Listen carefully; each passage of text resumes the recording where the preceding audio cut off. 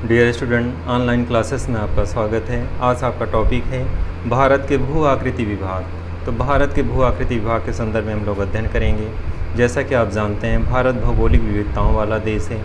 यहाँ पे विविधताएं पाई जाती हैं भौगोलिक रूप से। कहीं पे मैदानी क्षेत्र है, कहीं पे पठारी क्षेत्र है, कहीं पे मरुस्थलीय क्षेत्र है, कहीं पे प्रायद्वीपीय क्षेत्र है। तो इस तरह से अलग अलग विविधताओं वाला देश है भारत। इसी के संदर्भ में हम लोग अध्ययन करेंगे। तो चलिए विषय वस्तु को स्टार्ट करते हैं। भारत के भू आकृति विभाग को 6 भागों में बांटा गया है, 6 भागों में बांटा गया है। फर्स्ट हम लोग अध्ययन करेंगे भारत के भौतिक विभाग में हिमालयी क्षेत्र। तो पहला है हिमालय का क्षेत्र। जैसा कि आप जानते हैं, हिमालय का अपना महत्व है। हिमालय के संदर्भ में हम लोग अध्ययन करेंगे, अभी विस्तार से करेंगे, अभी शॉर्ट में केवल समझ लें पहले। सेकंड आपका है मैदानी क्षेत्र। जैसा कि आप जानते हैं, मैदानी क्षेत्र का अपना विशिष्ट स्थान है। जैसा कि एग्रीकल्चर समतल भूमि होने के कारण यहाँ पे कृषि कार्य जो है बहुत ज़्यादा होता है, क्योंकि सारी नदियाँ जो है मैदानी क्षेत्रों में सीधे हिमालय से उतर करके मैदानी क्षेत्रों में आती हैं, जिससे जलोढ़ मिट्टी होने के कारण जो है मैदानी क्षेत्र का अपना विशिष्ट स्थान है। मैदानी क्षेत्र का अपना एक गौरव है, अपनी एक संस्कृति है। प्राचीन काल से सभ्यता और संस्कृति का जो विकास हुआ था वो इन्हीं मैदानी क्षेत्रों में हुआ था। तो मैदानी क्षेत्र प्राचीन काल से अपनी सभ्यता और संस्कृति को पिरोए हुए है। भारत की सभ्यता और संस्कृति का जो केंद्र बिंदु रहा है इसी मैदानी क्षेत्रों में रहा है। भारत में राजनीतिक एकता स्थापित करने वाले जो शासक प्रारंभिक काल में, प्राचीन काल में हुए थे, जैसे चंद्रगुप्त मौर्य, वो इसी मैदानी क्षेत्रों में उद्भूत हुए और किस तरह से भारत में विशाल साम्राज्य की स्थापना की। तो मैदानी क्षेत्र का अपना गौरव है, अपना विशिष्ट स्थान है। सभ्यता और संस्कृति फलीभूत हुई इसी केंद्र में। यहाँ के शासक जो हुए वे पूरे भारत में विशाल साम्राज्य की स्थापना की, चाहे प्राचीन काल में रहे हों, चाहे मध्यकाल में रहे हों, चाहे आधुनिक काल में ब्रिटिश काल में रहे हों। ये सेंटर रहा है पूरे भारत की सभ्यता और संस्कृति का। और राजनीतिक केंद्र स्थापित जो हुआ था इसी क्षेत्र के होने के कारण हुआ था। और आगे चल के पूरे भारत में जो शासकों ने विशाल साम्राज्य की स्थापना की थी, तो यहाँ पे सामाजिक, आर्थिक, राजनीतिक और धार्मिक विविध क्षेत्रों में जो विकास हुआ, जो उद्भव हुआ, वो इसी मैदानी क्षेत्रों में हुआ। मैदानी क्षेत्र का अपना एक आर्थिक महत्व है। यहाँ पे समतल भूमि होने के कारण और जलोढ़ मिट्टी के होने के कारण यहाँ पे कृषि क्षेत्र बहुत ज़्यादा उपजाऊ है, भूमि बहुत ज़्यादा उर्वर है। और कृषि के विकास होने के कारण पूरे भारत में कह सकते हैं जो लोगों का भरण पोषण होता है, जो उत्पादन होता है कृषि के क्षेत्र में, वे मैदानी क्षेत्रों के कारण ही पूरे भारत का भरण पोषण होता है। तो इस तरह से मैदानी क्षेत्र का अपना एक विशेष स्थान है। इसी क्रम में आगे हम लोग चलेंगे। तो मैदानी क्षेत्र के बाद प्रायद्वीपीय भारत है। जैसा कि आप जानते हैं, प्रायद्वीपीय क्षेत्र नाम से ही क्लियर है, ऐसा क्षेत्र, ऐसा त्रिभुजाकार क्षेत्र जो 3 ओर समुद्र से घिरा हुआ हो। तो जैसे हम मानचित्र में आपको दिखाते हैं कि ऐसा त्रिभुजाकार क्षेत्र जो 3 ओर समुद्र से घिरा हो। तो जैसा कि आपको मानचित्र में दिख रहा है कि 3 ओर जो है ऐसा त्रिभुजाकार क्षेत्र जो 3 ओर समुद्र से घिरा हुआ हो, क्या कहलाता है? प्रायद्वीपीय क्षेत्र। तो इस तरह से यहाँ पे आपको दिख रहा है कि यहाँ पे त्रिभुजाकार जो नीचे का भारतीय क्षेत्र है दक्षिण भारत का, वो त्रिभुजाकार है और तीनों ओर जो है समुद्र से घिरा हुआ है। एक तरफ बंगाल की खाड़ी और एक तरफ अरब सागर और एकदम स्ट्रेट हिंद महासागर है। तो 3 ओर समुद्र से घिरे होने के कारण इसका क्या नाम है? प्रायद्वीपीय क्षेत्र है। तो इस तरह से ये प्रायद्वीपीय क्षेत्र है, इसका अपना महत्व है। इसके क्रम में आगे हम लोग चलते हैं। मरुस्थलीय क्षेत्र, जैसा कि राजस्थान का मरुस्थलीय क्षेत्र है, तो रेगिस्तानी क्षेत्र होने के कारण जो है यहाँ का क्षेत्र, चूँकि राजस्थान है तो पश्चिमी राजस्थान का जो क्षेत्र है वो मरुस्थलीय क्षेत्र है। इसका अपना एक महत्व है, नाम से ही क्लियर है कि अगर मरुस्थलीय क्षेत्र होगा तो विशेषताएं उसकी अपनी होगी। रेगिस्तानी क्षेत्र होगा, पेड़ पौधे कम होंगे, कटीली झाड़ियाँ होंगी यहाँ पे, तो ये अपना एक अलग भौगोलिक विविधता लिए हुए है। इसी क्रम में आगे हम लोग चलते हैं। तो नेक्स्ट है तटीय मैदान। जैसा कि आप जानते हैं, पूर्वी और पश्चिमी तट, 2 तट हैं हमारे यहाँ पे। समुद्र तटीय होने के कारण इसका अपना महत्व है। बंदरगाहों के कारण जो है हम विदेशी व्यापार कर सकते हैं, तो इसका अपना विशेष स्थान है। और इस तरह से समुद्री क्षेत्र में होने के कारण, हिंद महासागर में होने के कारण भारत को व्यापार करने में और आर्थिक लाभ में बहुत ज़्यादा फायदा होता है तटीय क्षेत्रों के कारण। तो व्यापार के लेकर के तटीय क्षेत्रों के होने के कारण इसका अपना महत्व है। नेक्स्ट हम लोग चलते हैं द्वीप समूह। जो हमारे द्वीप हैं इसके कारण जो है बहुत सारे क्षेत्र हैं जो द्वीप में हैं, तो इसका अपना महत्व है। तो चलिए हम लोग स्टार्ट करते हैं। जो हमारा टॉपिक है हिमालय का पर्वतीय क्षेत्र, फर्स्ट से हम लोग स्टार्ट करते हैं। हिमालय का अपना महत्व है। जैसा कि आप जानते हैं, पौराणिक लेखों में भी उल्लेख मिलता है हिमालय का। हिमालय भगवान शिव का वास है। और हिमालय किस तरह से, पहले यहाँ पे हिमालय नहीं था, जैसा कि मानचित्र में आपको दिख रहा है हिमालय जो है पूरा हिमालय 2400 किलोमीटर जो देख रहे हैं आप जम्मू कश्मीर से लेकर के, और लास्ट यहाँ पे पूर्वी भारत के क्षेत्रों तक फैला हुआ है, फिर नीचे यहाँ पे द्वीप में नीचे मुड़ गया है। तो इस तरह से पूरा 2400 किलोमीटर का जो क्षेत्र है पूरा हिमालय क्षेत्र है। जैसा कि आप जानते हैं हिमालय की 4 श्रृंखलाएँ हैं। फर्स्ट जो सबसे उत्तर में है ऊपरी साइड में, इसे बोलते हैं पार हिमालय, सबसे ऊपर ऊपरी साइड में है जो जम्मू कश्मीर के ऊपर में है, तो इसे बोलते हैं पार हिमालय।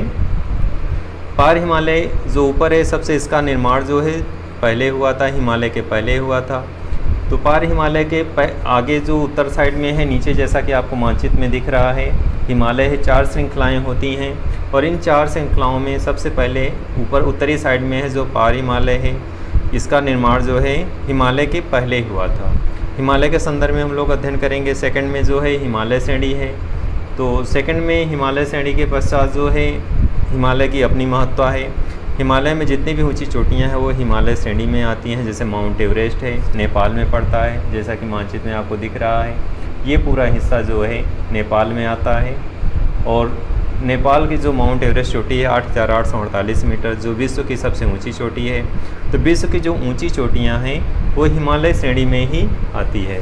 तो फर्स्ट ऊपर है पार हिमालय, और उसके बाद जो हिमालय है, कहते हैं यहाँ पे पहले थेटीज महासागर था, और थेटीज महासागर के स्थिति में परिवर्तन कैसे हुआ तो उसके संदर्भ में हम लोग अध्ययन करेंगे, विजुअल तरीके से अध्ययन करेंगे कि कैसे प्लेटों के खिसकने से पहले यहाँ पे थेटीज महासागर था, और यूरेशिया और भारतीय प्लेटों के खिसकने से किस तरह से जो मलबा था समुद्र के अंदर वो मलबा ऊपर उठने लगा और हिमालय का निर्माण हुआ। तो चलिए विजुअल तरीके से इसको समझते हैं कि प्लेटों का खिसकाव कैसे होता है, कैसे प्लेटें खिसकती हैं, यूरेशिया और भारत की प्लेटें। और प्लेटों को खिसकने से जो समुद्र में जो मलबा था, सागर में जो मलबा था वो ऊपर उठने लगा, और किस तरह से मलबा जो है आज भी वहाँ पे जो हिमालय में जो तत्व पाए जाते हैं वो समुद्री जो गहराई में जो तत्व पाए जाते हैं तो उसी से निर्मित हुआ है हिमालय। तो प्लेटों के खिसकने से जो है हिमालय का निर्माण हुआ है। तो विजुअल तरीके से चलिए हम लोग देखते हैं कैसे हिमालय का निर्माण हुआ। डियर स्टूडेंट, तो हिमालय का कैसे निर्माण हुआ, किस तरह से प्लेटों के खिसकने से हिमालय का निर्माण हुआ। तो जैसे आप देख रहे हैं ये यूरेशिया की प्लेटें हैं और ये भारतीय प्लेटें हैं। दोनों प्लेटें आपस में जब नज़दीक आने लगी तो जो समुद्र में जो मलबा था वो ऊपर उठने लगा। तो देख रहे हैं जैसा कि विजुअल तरीके से प्लेटें एक दूसरे के नज़दीक आ रही हैं, और एक दूसरे के टकराने से जो समुद्र में जो सागर में जो मलबा था वो ऊपर उठने लगा, और इस तरह से यहाँ पे हिमालय का निर्माण हुआ। तो यहाँ पे थेटीज महासागर था और उसी के स्थान पे क्या निर्मित हो गया, हिमालय। तो इस तरह से थेटीज महासागर जो यहाँ पे था उसके अंदर जो मलबा था, तो यूरेशिया की प्लेटें और भारतीय प्लेटें दोनों आपस में टकराई, और प्लेटों के खिसकने से एक दूसरे के पास आने से वहाँ पे हिमालय का निर्माण हुआ। डियर स्टूडेंट, तो अब हम लोग हिमालय की श्रेणियाँ के संदर्भ में अध्ययन करेंगे। हिमालय की 4 श्रेणियाँ हैं, यही आपको लर्न करना और इसी को समझना है। हिमालय की कितनी श्रेणियाँ हैं, 4 श्रेणियाँ हैं। फर्स्ट है ट्रांस या पार हिमालय, ये सबसे आपके उत्तरी साइड में है, जैसा कि मानचित्र में आपको दिख रहा है। और यहाँ पे आप देख रहे हैं किस तरह से जम्मू कश्मीर से लेकर पूर्वी राज्यों तक फैला हुआ है। तो जो सबसे उत्तर साइड में है जम्मू कश्मीर में उसे बोलते हैं ट्रांस या पार हिमालय। तो ट्रांस या पार हिमालय जो है सबसे उत्तर साइड में है, जिसमें काराकोरम, लद्दाख, जास्कर 4 श्रेणियां हैं। मानचित्र में आता है बोर्ड एग्जाम में, जैसा कि आप जानते हैं।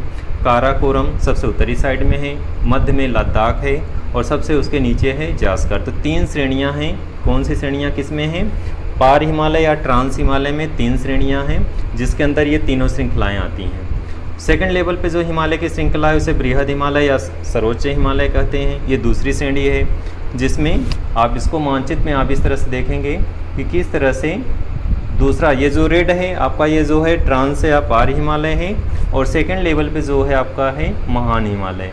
तो महान हिमालय में जो विश्व की सबसे ऊंची चोटियां हैं वो महान हिमालय में पाई जाती हैं, जैसा कि माउंट एवरेस्ट के संदर्भ में आप लोग जानते हैं। तो माउंट एवरेस्ट जो है आपका मानचित्र जैसा दिख रहा है, माउंट एवरेस्ट जो है वो ग्रेटर हिमालय या महान हिमालय में पाया जाता है। तो विश्व की जो सबसे ऊंची चोटियां हैं वो महान हिमालय में पाया जाता है, ये दूसरी चोटी है। बर्फ़ से ढकी हुई चोटियां हैं, ये 6000 मीटर की ऊंचाई की औसत ऊंचाइयां इस पे पाई जाती हैं, इस हिमालय पे। और हिमालय के दक्षिण साइड में जैसा कि मानचित्र में दिख रहा है, तो पहले नंबर पे आपका सबसे उत्तरी साइड में जो मानचित्र में आता है, सबसे उत्तर साइड में क्या है, पार हिमालय या ट्रांस हिमालय। सेकंड लेवल पे है महान हिमालय, या ग्रेटर हिमालय, और थर्ड में है आपका मध्य हिमालय या लघु हिमालय, और फोर्थ में सबसे दक्षिण में क्या है, शिवालिक श्रेणियाँ। तो इस तरह से आपके चार हैं, 4 हिमालय की 4 श्रेणियाँ हैं। फर्स्ट है पार हिमालय या ट्रांस हिमालय, सेकेंड आपका है बृहद हिमालय, और थर्ड में आपका है मध्य या लघु हिमालय, फोर्थ है शिवालिक श्रेणियाँ। तो हिमालय की 4 श्रृंखलाएँ हैं। एग्ज़ाम में, बोर्ड एग्ज़ाम में मानचित्र में भरने के लिए आता है कि कौन सा उत्तर साइड में, कौन सा दक्षिण साइड में, इसी को आपको टेक्निक से लर्न करना है। कि सबसे आपका, जैसा कि आप मानचित्र में देख रहे हैं कि सबसे आपका जो उत्तर साइड में है उसे बोलते हैं ट्रांस या पार हिमालय, यानी जम्मू कश्मीर में है जो सबसे उत्तर साइड में है, इसे ट्रांस या पार हिमालय बोलते हैं। और इसके फिर दक्षिण में, जैसा कि एग्जाम में इस तरह से भी क्वेश्चन आता है कि ट्रांस हिमालय या पार हिमालय के दक्षिण में क्या है, तो सेकंड लेवल पे है आपका क्या है, बृहद हिमालय, यानी सबसे उत्तर साइड में आपका जो है ट्रांस या पार हिमालय है, और सेकंड लेवल पे आपका क्या है, बृहद हिमालय या सर्वोच्च हिमालय। जो विश्व की सबसे ऊंची चोटियाँ पाई जाती हैं किस श्रेणी में है, तो बृहद हिमालय या सर्वोच्च हिमालय पे। थर्ड आपका है मध्य या लघु हिमालय। तो मध्य या लघु हिमालय कहाँ पे, हिमालय के दक्षिण साइड में है। इसी को आपको उत्तर साइड या दक्षिण साइड एग्जाम में इस तरह से भी क्वेश्चन आता है, तो आपको इसको भी समझना है। जैसा कि आपको मानचित्र में दिख रहा है कि फर्स्ट जो पार या ट्रांस हिमालय सबसे उत्तर साइड में है, और उसके दक्षिण में क्या है, बृहद हिमालय, और बृहद हिमालय के दक्षिण में क्या है, मध्य या लघु हिमालय, और उसके दक्षिण में सबसे लास्ट में क्या है, शिवालिक हिमालय। तो इस तरह से हिमालय की 4 श्रृंखलाएँ हैं। उत्तर से शुरू करेंगे और दक्षिण तक आएंगे क्रम से, यानी सबसे उत्तर में आपका ट्रांस या पार हिमालय, सेकंड पे बृहद हिमालय या सर्वोच्च हिमालय, थर्ड पे आपका मध्य या लघु हिमालय, और फोर्थ पे है शिवालिक हिमालय। तो इस तरह से हिमालय की 4 श्रृंखलाएँ, जैसे आप क्लास में मॉर्निंग में आप प्रेयर टाइम में लाइन से खड़े होते हो, 4 लाइनें लगाते हो, 9th है, 10th है, 11th है, 12th है, तो ऐसे यहाँ पे भी 4 हिमालय की 4 श्रृंखलाएँ हैं। इसी को आपको लर्न करना है कि सबसे उत्तर में क्या है, फर्स्ट पार या ट्रांस हिमालय। इसी को आपको लर्न करना है कि सबसे उत्तरी साइड में, तो आपको जैसा कि दिख रहा है जम्मू कश्मीर में सबसे उत्तर साइड में पार या ट्रांस हिमालय। एग्जाम में ये भी पूछता है कि इसमें कौन सी श्रेणियाँ हैं, तो आपको जो इसमें आपको लर्न करना है, इसमें काराकोरम है, लद्दाख है, जास्कर है। ये तीनों श्रेणियाँ किसकी हैं, ट्रांस या पार हिमालय की। क्योंकि एग्जाम में इस तरह से मानचित्र में भरने के लिए भी आता है, लद्दाख श्रेणी को दर्शाएं, काराकोरम श्रेणी को दर्शाएं, जास्कर श्रेणी को दर्शाएं। तो जैसा कि आपको मानचित्र में आपको दिख रहा है कि लद्दाख, काराकोरम, जास्कर, जैसा कि आपको एकदम क्लियर मानचित्र में दिख रहा है, सबसे ये आपका जो है यहाँ से यहाँ तक जो है किसकी श्रेणी है, ये ट्रांस हिमालय के। तो सबसे ऊपर काराकोरम है, मध्य में आपका लद्दाख है, और नीचे क्या है, जास्कर। तो इसको शॉर्ट नेम में इस तरह से लर्न रख सकते हैं, KLJ। के means Karakoram, L means Ladakh, J means Zanskar. तो इस तरह से आप इसको इस रूप में लर्न कर सकते हैं। और इस तरह से हिमालय की 4 श्रृंखलाओं के संदर्भ में आपने अध्ययन किया कि हिमालय किस तरह से 4 श्रृंखलाएँ हैं, चारों के माध्यम से आप जो है इस तरह से लर्न कर सकते हैं। ट्रांस हिमालय में K2 या गार्डविन आस्टीन है, जैसा कि आप जानते हैं। तो इस तरह से हिमालय की कौन कौन सी पर्वत चोटियाँ हैं, इसके संदर्भ में हम लोग अध्ययन करेंगे। इसी क्रम में आगे हम लोग अगले वीडियो में, चूँकि आज केवल आप इतना लर्न कर लें कि भारत के कौन कौन से भौतिक उपविभाग हैं, तो 6 भौतिक उपविभाग हैं, जैसा कि अभी इसके पहले हमने आपको बताया किस विभाग का कौन सा क्या महत्व है। तो जैसे फर्स्ट हिमालय का पर्वतीय क्षेत्र है, तो पर्वतीय क्षेत्र का अपना महत्व है, पौराणिक महत्व है, किस तरह से वर्तमान समय में कैसे आधुनिक समय में इसका क्या महत्व, तो आप किस तरह से दर्शाएंगे कि पर्यावरण के क्षेत्र में महत्व है, किस तरह से सुरक्षा कारणों की दृष्टि से महत्व है, दुश्मन जो है देश का, कोई भी दुश्मन हमारे देश में आसानी से दखल नहीं कर सकता, किस तरह से असंख्य नदियां हिमालय से मैदानी क्षेत्रों में प्रवेश करती हैं, जिससे हमारा उत्तर भारत का मैदान जो है उपजाऊ बनता है। तो इस रूप में हिमालय का अपना महत्व है। हिमालय से जो नदियाँ बहती हैं उनके कारण जो है वर्ष भर जल से भरा रहता है, कृषि के क्षेत्र में पीने के योग्य पानी मिलता है हमें। नदियों के कारण हमारी भू जो संपदा है वो हरा भरा रहता है, वनों को जल चाहिए, और इस तरह से हिमालय से जो नदियाँ आती हैं वो वर्ष भर जल से हमारे मैदानी क्षेत्रों को हरा भरा रखती हैं। तो इस तरह से नदियों के कारण पौराणिक महत्व से लेकर के वर्तमान महत्व तक पूरा देखेंगे। आर्थिक महत्व है, हिमालय क्षेत्र का अपना एक राजनीतिक महत्व है, किस तरह से ऐतिहासिक जो भी आक्रमणकारी आए हैं वो हिमालय के दर्रों से होकर भारत में प्रवेश किए मैदानी क्षेत्रों में। तो इस तरह से हिमालय का अपना एक राजनीतिक महत्व है, हिमालय का आर्थिक महत्व है, हिमालय का अपना भौगोलिक महत्व है। तो विविध कारणों से हिमालय का अपना महत्व है। तो ये हिमालय के संदर्भ में आज आपने अध्ययन किया। अगले वीडियो में हम लोग मैदानी क्षेत्र को लेकर के अध्ययन करेंगे। तो केवल आप आज की इस वीडियो में भारत के भू आकृति विभाग कौन कौन से हैं, 6 डिवीज़न जो किए गए उसका अलग विभाजन है। इसी क्रम में हिमालय का महत्व आपने अध्ययन किया। अगले क्रम में हम लोग मैदानी क्षेत्र का महत्व करेंगे और इसी क्रम में आगे बढ़ते जाएंगे। डियर स्टूडेंट, आज की इस वीडियो को यहीं समाप्त करते हैं। नेक्स्ट वीडियो में हम लोग फिर से मिलेंगे। धन्यवाद।